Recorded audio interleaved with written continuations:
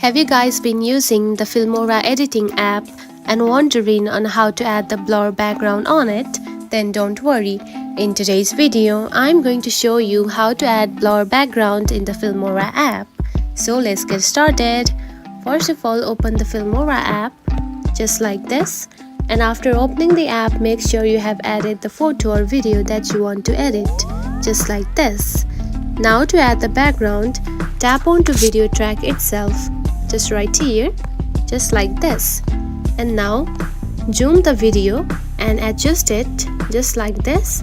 And by doing this, you can see a background has been created. Now to add the background in the blur, scroll to your right just like this, and here you can find the background option just right here. Now tap on it. Then here you can find the blur option. Now choose the blur background just like this. And now you can see the blur background has been added. Now simply choose the intensity of the blur and tap onto the check mark. And that's it. This is how you can add the blur background in the Filmora app. If you found this video helpful, don't forget to like and subscribe for more tips. Thanks for watching.